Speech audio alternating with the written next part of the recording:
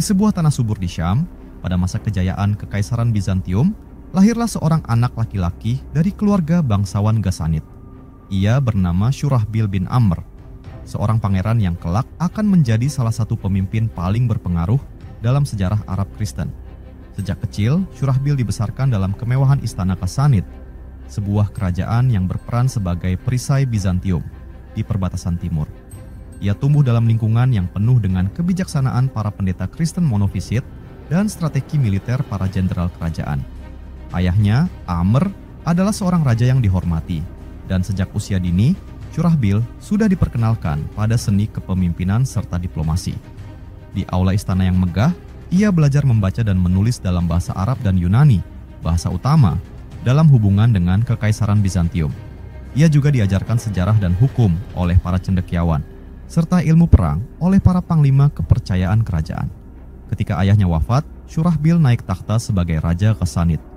Ia mewarisi kerajaan yang makmur, tetapi juga berada dalam ancaman konstan dari suku-suku Arab di selatan, serta Kekaisaran Sasanid Persia di timur. Sebagai pemimpin, Syurahbil harus menjaga keseimbangan antara kesetiaan kepada Bizantium dan mempertahankan kedaulatan bangsanya. Bizantium mempercayainya sebagai penguasa yang kuat dan setia, sehingga ia sering berkoordinasi dengan kaisar untuk mengamankan perbatasan. Namun, tantangan terbesar Syurahbil datang dari sebuah kekuatan baru yang mulai tumbuh di semenanjung Arab, Islam. Pada suatu hari, Syurahbil menerima kabar bahwa seorang utusan dari seorang pria bernama Muhammad, pemimpin dari Jazirah Arab, telah datang ke wilayahnya. Utusan itu membawa surat yang menyerukan kepada raja untuk menerima Islam atau berdamai. Namun, melihat Islam sebagai ancaman terhadap pengaruh Bizantium dan Kristen di Syam, Syurahbil mengambil keputusan tegas. Ia menangkap dan mengeksekusi utusan itu. Tindakan ini dianggap sebagai pelanggaran besar terhadap norma diplomatik dan memicu kemarahan kaum muslim di Madinah. Sebagai balasan, Nabi Muhammad mengirim pasukan di bawah pimpinan Zaid bin Haritsah, Ja'far bin Abi Thalib, dan Abdullah bin Rawaha. Mereka berhadapan dengan pasukan Syurahbil yang diperkuat oleh sekutu Bizantium dalam Perang Mu'tah. Dalam pertempuran itu, meskipun pasukan muslim mengalami tekanan besar, mereka tetap bertahan dan berhasil mundur dengan teratur di bawah komando Khalid bin Walid. Setelah pertempuran ini, kekuatan Ghassanid mulai melemah. Ketika pasukan muslim di bawah Khalifah Abu Bakar dan Umar bin Khattab melanjutkan ekspansi mereka ke Syam, kerajaan Ghassanid semakin terdesak. Syurahbil dan keturunannya kehilangan banyak wilayah mereka, dan pengaruh Bizantium di kawasan itu mulai redup. Sebagian dari rakyatnya akhirnya memilih untuk masuk Islam, sementara yang lain tetap setia kepada Bizantium dan berpindah ke wilayah yang masih dikuasai Romawi.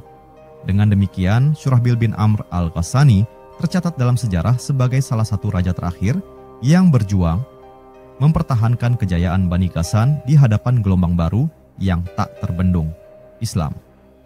Raja Syurahbil bin Amr al-Ghassani adalah salah satu penguasa dari Bani Ghassan, sebuah kerajaan Arab Kristen yang bersekutu dengan Kekaisaran Bizantium, Romawi Timur. Bani Ghassan menguasai wilayah Syam, Levant, dan bertindak sebagai pelindung perbatasan timur Bizantium dari ancaman Persia dan suku-suku Arab lainnya sebelum Islam menyebar ke wilayah tersebut. Tokoh dan peristiwa yang berkaitan dengan Raja Syurahbil bin Amr al-Ghassani: pertama, Bani Ghassan dan hubungan dengan Bizantium. Di antara hamparan gurun dan lembah subur di Syam, berdiri sebuah kerajaan yang telah lama menjadi benteng pertahanan Kekaisaran Bizantium. Kerajaan itu adalah Bani Ghassan, sebuah dinasti Arab Kristen yang setia kepada Kaisar Romawi Timur. Di balik tembok istana mereka yang megah, para raja Ghassanid memerintah dengan kebijaksanaan, menjaga keseimbangan antara budaya Arab dan pengaruh Bizantium yang semakin kuat. Pada suatu pagi yang cerah di kota Bosra, ibu kota kerajaan Ghassanid, Raja Al-Harith bin Jabalah, duduk di singgasananya yang berlapis emas. Di hadapannya berdiri seorang utusan Bizantium, seorang pria berjubah biru tua dengan lambang elang berkepala dua yang tergantung di dada. Yang mulia Raja Al-Harith, ucap utusan itu dengan hormat. Kaisar Justinian mengirim salam dan meminta kesetiaan Anda. Sebagai pelindung Syam, Anda tahu betapa pentingnya persahabatan antara Bani Ghassan dan Kekaisaran Bizantium. Raja Al-Harith tersenyum tipis. Ia telah lama memahami bahwa aliansi dengan Bizantium bukan sekadar sebuah pilihan, tetapi juga kebutuhan. tanpa dukungan militer dari Roma Timur, Ghassanid akan mudah menjadi mangsa Kekaisaran Sasanid Persia atau suku-suku Arab yang terus mencari kesempatan untuk merebut wilayahnya.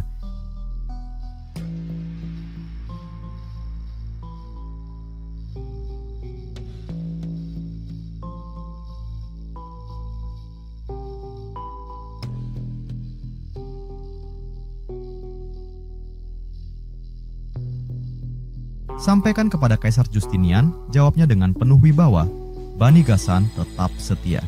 Kami akan menjaga perbatasan Syam dari musuh-musuh Roma. Utusan itu mengangguk puas.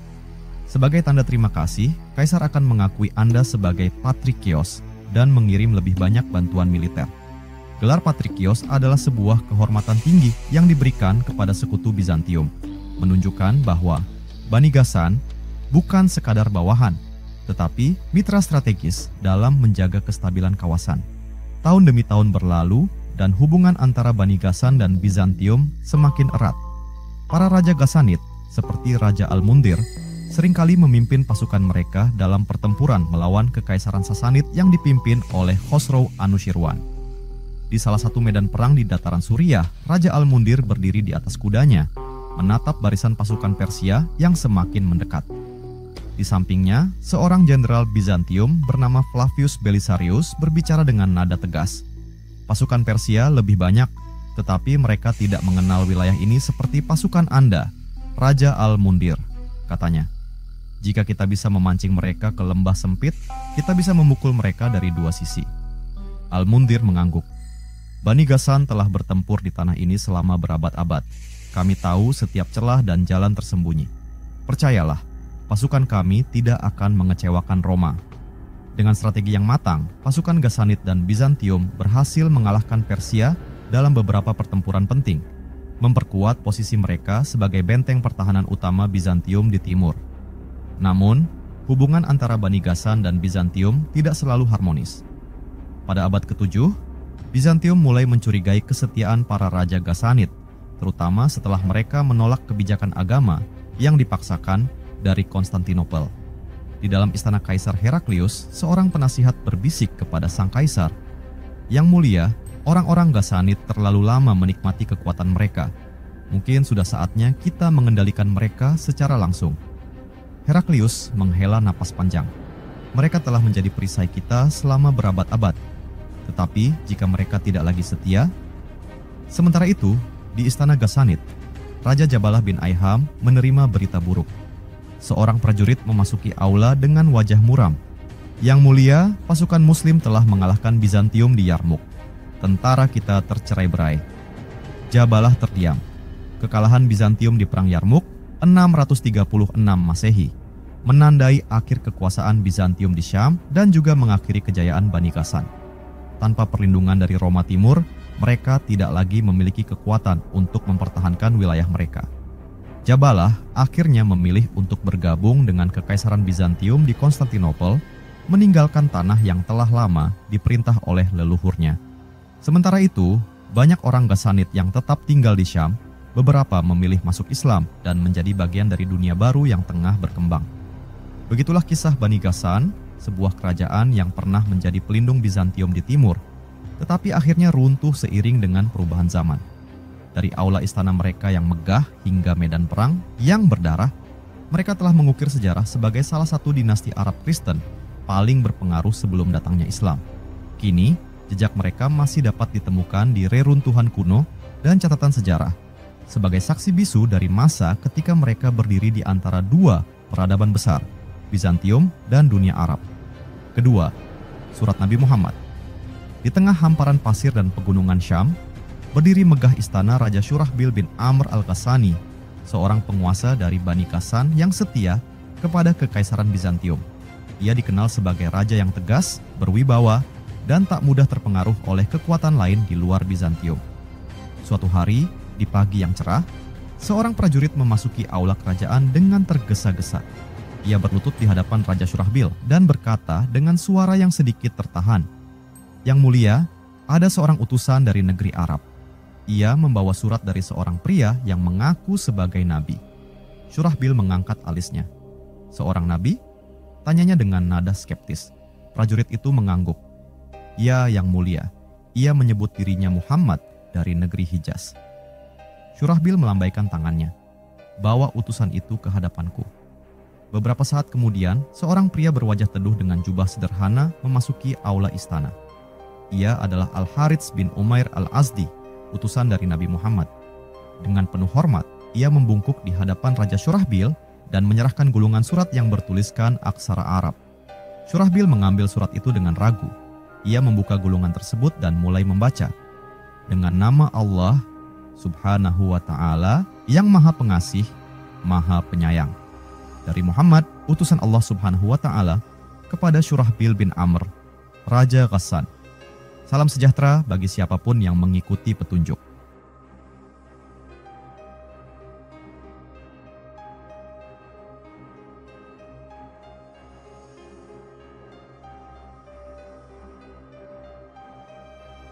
Aku menyerumu kepada Islam. Masuklah ke dalam agama Allah Subhanahu wa Ta'ala, maka engkau akan selamat. Jika engkau menerima seruan ini, maka engkau akan tetap memegang kekuasaan atas rakyatmu. Namun, jika engkau menolak, maka engkau akan menanggung dosa seluruh rakyatmu. Wahai Raja Ghassan, ketahuilah bahwa Islam adalah agama kebenaran yang datang dari Tuhan semesta alam. Aku hanya seorang utusan yang diperintahkan untuk menyampaikan risalah ini kepadamu. Berimanlah, maka engkau akan memperoleh keselamatan di dunia dan akhirat. Syurahbil menggenggam surat itu erat-erat. Wajahnya berubah serius, pikirannya bergejolak. Ia telah mendengar kabar tentang Islam dan ekspansi yang sedang dilakukan oleh Nabi Muhammad. Namun, sebagai sekutu Bizantium, ia merasa surat ini adalah ancaman bagi kesetiaannya kepada Kaisar Heraklius. Ia menatap Al-Harits bin Umair dengan tajam. Berani sekali Muhammad mengirimkan surat ini kepadaku. Apakah ia mengira aku akan meninggalkan Roma dan bergabung dengan orang-orang Arab dari gurun? Al-Harits tetap tenang dan berkata dengan lembut, Wahai Raja Ghassan, aku hanyalah seorang pembawa pesan. Aku diutus untuk menyampaikan kebenaran. Tidak ada paksaan dalam agama ini, tetapi engkau diberi pilihan untuk menerimanya dan mendapatkan kebaikan. Namun, kemarahan Syurahbil semakin membara. Baginya, ini adalah bentuk penghinaan. Ia memandang Al-Harits sebagai ancaman, seseorang yang datang untuk mengguncang kesetiaan Bani Ghassan kepada Bizantium. Dengan suara dingin, ia berkata, Kau telah membuat kesalahan besar dengan datang ke sini. Kemudian, tanpa ragu, ia memberi perintah kepada prajuritnya, tangkap orang ini dan eksekusi dia. Ketiga, ekspedisi Mu'tah, 629 Masehi. Langit Syam membiru, angin gurun berhembus membawa debu dari tanah kering yang akan menjadi saksi salah satu pertempuran paling heroik dalam sejarah Islam. Tahun itu adalah 629 Masehi dan di medan perang yang luas, dua kekuatan bertemu. Pasukan Muslim yang dipimpin oleh Zaid bin Haritsah berhadapan dengan pasukan Kekaisaran Bizantium dan sekutu mereka, Bani Ghassan, yang dipimpin oleh Raja Syurahbil bin Amr al-Ghassani. Segalanya bermula ketika Nabi Muhammad mengutus Al-Harits bin Umair Al-Azdi sebagai pembawa surat kepada Raja Syurahbil bin Amr Al-Ghassani. Surat itu berisi seruan damai, mengajak Raja Ghassanid untuk menerima Islam atau setidaknya hidup berdampingan dalam perdamaian. Namun, Syurahbil melihat surat itu sebagai ancaman terhadap kesetiaannya kepada Kekaisaran Bizantium. Dengan wajah murka, ia berkata kepada prajuritnya, Utusan ini datang membawa ancaman bagi kerajaan kita. Tidak akan ada tempat bagi Muhammad dan pengikutnya di tanah ini. Tanpa ragu, ia memberi perintah tegas, tahan dia. Biarkan ini menjadi peringatan bagi siapapun yang mencoba merusak hubungan kita dengan Bizantium. Al-Harits bin Umair pun ditahan dan akhirnya dieksekusi. Ketika berita ini sampai ke Madinah, Nabi Muhammad sangat terpukul. Beliau mengumpulkan para sahabat dan berkata, Tidak ada utusanku yang pernah diperlakukan seperti ini. Demi Allah Subhanahu wa Ta'ala, kita akan membalasnya. Maka pasukan Muslim disiapkan. 3.000 mujahidin berkumpul, siap berangkat menuju Syam. Mereka dipimpin oleh Zaid bin Haritsah, dan jika Zaid gugur, Ja'far bin Abi Thalib akan menggantikannya. Dan jika Ja'far gugur, kepemimpinan akan diambil oleh Abdullah bin Rawahah. Jika ketiganya gugur, pasukan diperintahkan untuk memilih pemimpin mereka sendiri. Pasukan Muslim bergerak cepat menuju Syam, melewati lembah dan padang pasir yang luas. Di suatu malam, Saat mereka beristirahat di dekat perbatasan, Abdullah bin Rawahah duduk di dekat api unggun, wajahnya penuh renungan. Ja'far bin Abi Thalib menepuk bahunya. "Apa yang kau pikirkan, saudaraku?" Abdullah menghela napas. "Aku memikirkan apa yang ada di hadapan kita. Bizantium bukanlah musuh biasa. Mereka adalah kekuatan terbesar di dunia saat ini. Kita hanya 3.000 orang, sementara mereka lebih dari 100.000. Zaid bin Haritsah yang mendengar percakapan itu tersenyum. "Kita tidak bertarung karena jumlah. Kita bertarung karena kebenaran. Allah Subhanahu wa Ta'ala bersama kita." Namun, ketika mereka semakin mendekati Mu'tah, mereka mendapatkan kabar yang mengejutkan. Pasukan Bizantium telah bergabung dengan sekutu mereka, Bani Ghassan. Jumlah musuh membengkak hingga 200.000 orang, membuat perbedaan kekuatan menjadi begitu mencolok. Seorang prajurit Muslim berkata dengan cemas, "Apakah kita harus kembali ke Madinah dan meminta bala bantuan?" Tetapi Abdullah bin Rawahah berdiri tegak dan berseru, "Wahai saudara-saudaraku, kita tidak bertarung dengan jumlah, melainkan dengan iman. Jika kita gugur, surga menanti. Jika kita menang, Islam akan berjaya." Maka pasukan Muslim sepakat untuk bertempur, meskipun jumlah mereka jauh lebih sedikit. Saat matahari mulai naik di Cakrawala, medan Mu'tah berubah menjadi lautan besi dan kilauan pedang.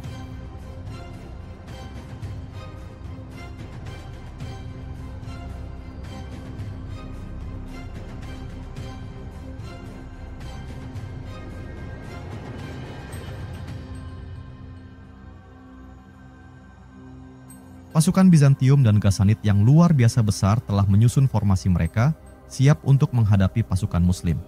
Zaid bin Haritsah dengan bendera Islam berkibar di tangannya, berteriak lantang, "Dengan nama Allah Subhanahu wa Ta'ala, maju dan bertempurlah." Pasukan Muslim menerjang dengan keberanian luar biasa. Mereka berhadapan dengan musuh yang jauh lebih besar, tetapi semangat mereka tetap menyala.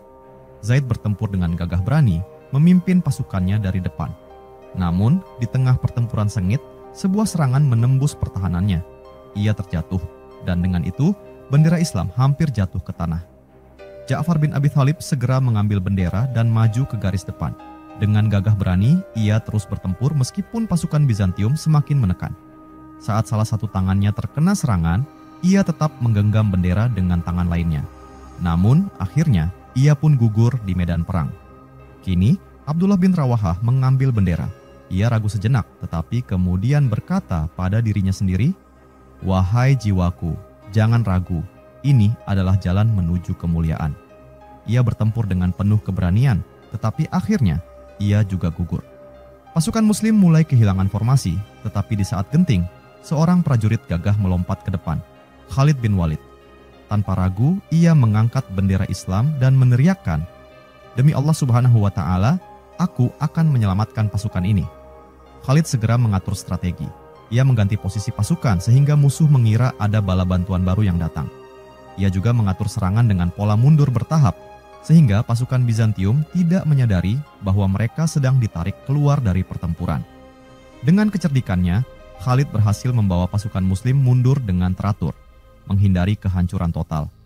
Meskipun pertempuran ini tidak dimenangkan, pasukan Muslim berhasil selamat dari kepungan tentara Bizantium yang jauh lebih besar. Ketika pasukan kembali ke Madinah, banyak yang mengira bahwa Nabi Muhammad akan kecewa karena pasukan Muslim tidak berhasil mengalahkan Bizantium. Namun, Nabi menyambut mereka dengan penuh kebanggaan. Beliau berkata, "Mereka bukan melarikan diri, tetapi mereka mundur untuk kembali menyerang di lain waktu." Ja'far bin Abi Thalib yang gugur dengan penuh keberanian disebut oleh Nabi sebagai Ja'far dengan dua sayap di surga. Perang Mu'tah menjadi titik balik dalam sejarah. Meskipun secara militer tampak seperti kekalahan, pertempuran ini menunjukkan bahwa Islam bukan lagi sekadar kekuatan kecil di Jazirah Arab. Mereka telah berani menghadapi Bizantium, salah satu kekuatan terbesar di dunia. Dan beberapa tahun kemudian, Islam benar-benar akan menguasai Syam, menggantikan Bizantium untuk selamanya. Keempat, dampak dan kejatuhan Ghassanid. Di tanah Syam yang luas, di antara lembah-lembah subur dan pegunungan yang menjulang, berdiri sebuah kerajaan yang pernah menjadi perisai kekaisaran Bizantium di timur, Bani Ghassan. Selama berabad-abad, kerajaan ini melindungi perbatasan Romawi dari serangan Persia dan suku-suku Arab dari selatan. Namun, zaman berubah. Angin kekuasaan mulai beralih, dan bayangan kejatuhan semakin nyata. Di dalam istananya yang megah di Bosra, Raja Jabalah bin Aiham, penguasa terakhir Bani Ghassan, duduk di atas singgasananya. Wajahnya yang dulu penuh kebanggaan kini diliputi kegelisahan. Seorang penasihat senior, seorang lelaki tua berjanggut putih, berbicara dengan nada hati-hati. Yang mulia, pasukan Muslim telah memenangkan pertempuran Yarmouk. Bizantium telah terpukul mundur. Kita tidak bisa lagi berharap pada Kaisar Heraklius untuk melindungi kita, katanya. Jabalah menatap langit-langit istananya. Ia tahu bahwa tanpa kekuatan Bizantium, Bani Ghassan bagaikan benteng tanpa dinding. Heraklius, ia telah berjanji akan mengirim lebih banyak pasukan. Apakah kau mengatakan bahwa ia telah meninggalkan kita? Penasihat itu menundukkan kepalanya. Yang mulia, Kaisar telah menarik pasukannya ke utara. Damaskus sudah jatuh. Syam bukan lagi wilayah Bizantium. Raja Jabalah mengepalkan tangannya. Lalu apa yang harus kita lakukan? Menyerah? Berpaling dari leluhur kita? Kita adalah Ghassanid, pelindung Syam. Seorang panglima berdiri dan berkata tegas, kita masih bisa melawan yang mulia.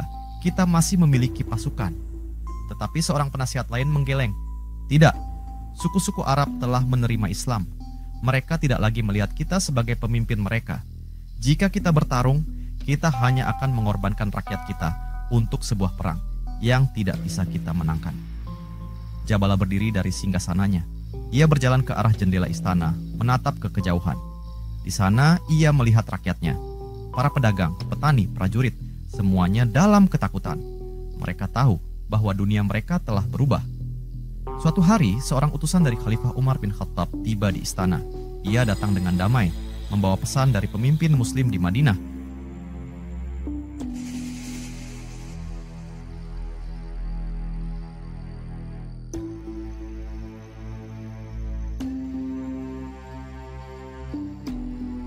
Wahai Raja Jabalah, Khalifah Umar mengundangmu untuk berdamai dan menerima Islam. Jika engkau masuk Islam, engkau tetap akan dihormati dan memiliki kekuasaan atas rakyatmu. Tetapi jika engkau menolak, engkau harus tunduk pada pemerintahan Islam atau pergi dari tanah ini. Jabalah memandang utusan itu dengan tatapan tajam. Aku menyerahkan kerajaanku kepada Muhammad dan pengikutnya? Tidak, aku lebih baik mati sebagai seorang Ghassanid daripada hidup dalam aturan mereka. Namun, beberapa bangsawan mulai goyah. Salah satu dari mereka berbisik kepada Jabalah, yang mulia, pikirkanlah, banyak suku Arab yang telah masuk Islam. Kita bisa bergabung dengan mereka dan mempertahankan kehormatan kita. Jabalah menggeleng, matanya penuh amarah. Tidak, aku tidak akan mengkhianati warisan nenek moyang kita. Namun, dalam hati kecilnya, ia tahu bahwa Bani Ghassan tidak lagi memiliki tempat di dunia yang baru ini. Beberapa hari kemudian, Jabalah mengambil keputusan. Pada malam yang gelap, ia dan pengikut setianya meninggalkan istana mereka dan pergi ke utara, menuju ke Kekaisaran Bizantium. Mereka meninggalkan tanah yang telah mereka kuasai selama berabad-abad, mencari perlindungan di bawah naungan Kaisar Heraklius. Di tepi perbatasan Bizantium, Jabalah menoleh ke belakang. Ia melihat tanah airnya untuk terakhir kalinya. Kota-kota yang pernah makmur, ladang-ladang yang subur, istana-istananya yang megah. Namun kini, semua itu bukan lagi miliknya. Seorang prajurit di sampingnya bertanya, "Yang mulia, apakah kita akan kembali suatu hari nanti?" Jabalah menghela napas panjang. "Aku tidak tahu, tetapi yang pasti, dunia telah berubah, dan kita hanyalah bayangan dari masa lalu." Di bawah perlindungan Bizantium, Jabalah menghabiskan sisa hidupnya di pengasingan. Ia tetap mempertahankan keyakinannya, tetapi banyak dari rakyatnya yang memilih jalan berbeda.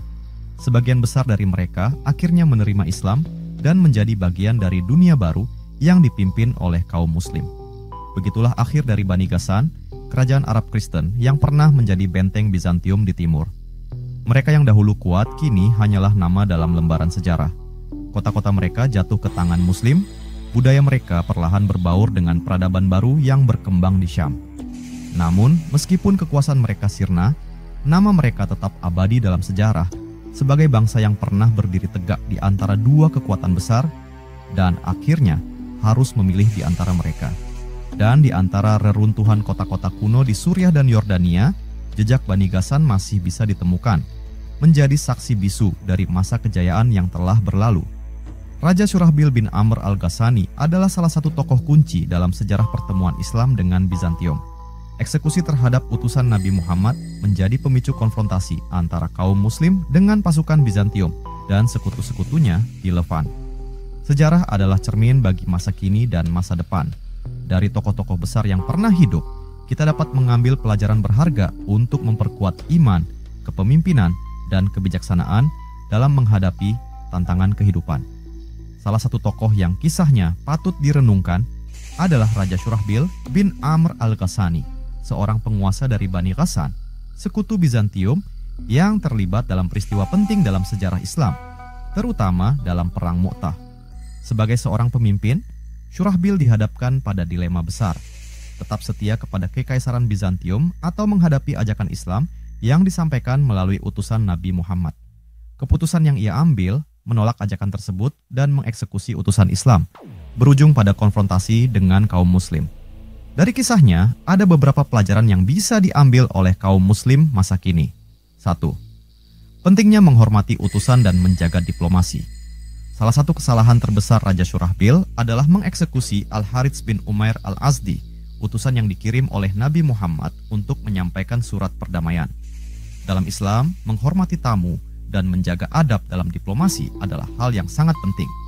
Pelajaran bagi kaum Muslim adalah untuk selalu menghormati perbedaan, menjaga dialog yang baik, dan tidak bertindak gegabah dalam menghadapi pihak lain. Keputusan yang diambil dengan emosi dan tanpa pertimbangan matang dapat berujung pada konsekuensi besar, sebagaimana yang terjadi pada Raja Syurahbil dan kerajaannya. Kedua kesetiaan yang buta dapat membutakan kebenaran. Raja Syurahbil tetap teguh pada aliansinya dengan Bizantium, meskipun Islam datang dengan ajakan damai dan kebenaran. Kesetiaannya kepada Kekaisaran Romawi Timur membuatnya menutup hati terhadap pesan yang dibawa oleh Islam. Dari sini, kaum Muslim dapat belajar bahwa kesetiaan kepada sebuah sistem atau tradisi tidak boleh menghalangi kita dari mencari dan menerima kebenaran. Dalam kehidupan modern, seringkali kita berpegang teguh pada kebiasaan atau keyakinan tertentu tanpa membuka diri terhadap ilmu dan hikmah yang lebih luas.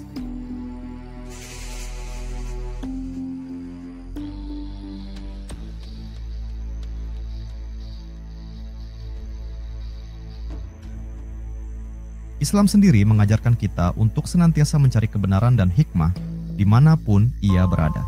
Ketiga, kekuatan militer. Bukan segalanya, kemenangan ditentukan oleh iman dan strategi. Perang Mu'tah menunjukkan bagaimana pasukan Muslim yang jauh lebih sedikit mampu bertahan menghadapi pasukan Bizantium dan Ghassanid yang sangat besar. Meskipun secara jumlah dan persenjataan mereka lebih lemah, tetapi dengan keimanan yang kuat dan strategi yang cerdas, mereka mampu menghindari kehancuran total. Ini mengajarkan kaum Muslim bahwa kemenangan tidak selalu ditentukan oleh kekuatan materi, tetapi juga oleh iman, kesungguhan, dan kecerdikan dalam menyusun strategi. Dalam kehidupan sehari-hari, kita pun bisa menghadapi tantangan yang tampak besar dan sulit, tetapi dengan ketekunan, doa, dan usaha yang maksimal, kita bisa melewatinya dengan baik. Keempat, keputusan seorang pemimpin berdampak pada seluruh rakyatnya. Keputusan Raja Syurahbil untuk menolak Islam dan melawan kaum Muslim bukan hanya berdampak pada dirinya sendiri, tetapi juga pada seluruh kerajaannya. Setelah Perang Mu'tah dan kekalahan Bizantium dalam Perang Yarmuk, Bani Ghassan kehilangan pengaruhnya dan banyak rakyatnya akhirnya bergabung dengan Islam. Pelajaran bagi kaum Muslim, terutama bagi para pemimpin, adalah bahwa setiap keputusan yang diambil harus dipikirkan dengan matang, karena dampaknya bisa dirasakan oleh banyak orang. Seorang pemimpin harus bersikap bijaksana, terbuka terhadap saran, dan selalu mengutamakan kebaikan bersama di atas kepentingan pribadi atau aliansi politik semata. Kelima, kejayaan yang tidak didukung kebenaran akan runtuh. Bani Ghassan adalah kerajaan yang kuat dan memiliki hubungan erat dengan Bizantium. Namun, ketika zaman berubah dan Islam datang membawa cahaya baru, kerajaan ini perlahan kehilangan tempatnya dalam sejarah. Hal ini mengajarkan kita bahwa kejayaan duniawi tidak akan bertahan lama jika tidak didasarkan pada kebenaran dan keadilan. Sebagai seorang Muslim, kita harus selalu berpegang teguh pada nilai-nilai Islam dalam setiap aspek kehidupan, baik dalam kepemimpinan, bisnis, maupun hubungan sosial. Dengan cara itu, kita bisa membangun sesuatu yang bukan hanya kuat di dunia, tetapi juga bernilai di akhirat. Kisah Raja Syurahbil dan Bani Ghassan adalah pelajaran bagi kaum muslim tentang bagaimana mengambil keputusan yang bijak, bersikap terbuka terhadap kebenaran, dan tidak terjebak dalam kesetiaan yang membutakan. Sebagai umat Islam, kita harus selalu bersikap adil, mencari ilmu, dan mengambil keputusan dengan pertimbangan yang matang. Kita juga harus memahami bahwa kejayaan sejati bukan hanya diukur dari kekuatan duniawi, tetapi dari keimanan, kebijaksanaan, dan ketaatan kepada Allah Subhanahu wa Ta'ala. Sejarah telah mencatat bagaimana Islam akhirnya menggantikan kekuasaan Bizantium dan Bani Ghassan di Syam. Namun, lebih dari sekadar kemenangan militer, Islam mengajarkan bahwa kemenangan sejati adalah ketika hati manusia terbuka untuk menerima kebenaran dan hidup dalam keadilan. Semoga kita semua dapat belajar dari kisah ini dan menerapkannya dalam kehidupan kita sehari-hari.